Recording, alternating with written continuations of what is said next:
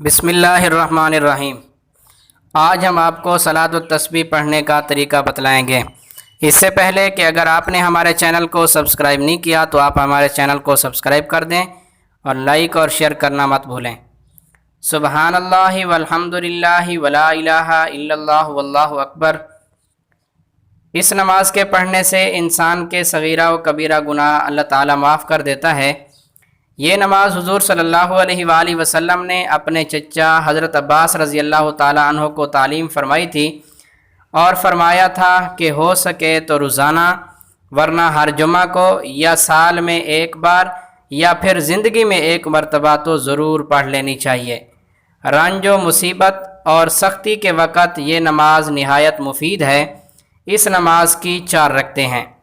یہ کلمات 75 مرتبہ مدرجہ ذیل طریقے پر زائد پڑھے جاتے ہیں۔ نیت باندھ کر ثنا کے بعد 15 مرتبہ پڑھنی چاہیے۔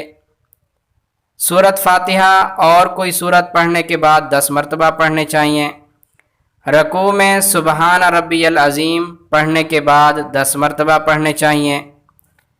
رکوع سے کھڑا ہو کر قومہ میں 10 مرتبہ پڑھنا چاہیے۔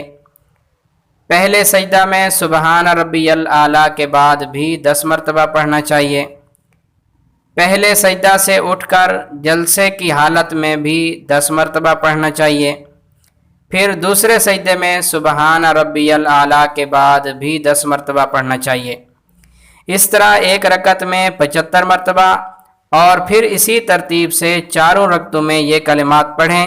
یہ نماز مکروہ وقت کے علاوہ ہر وقت میں پڑھ سکتے ہیں۔ جزاک اللہ۔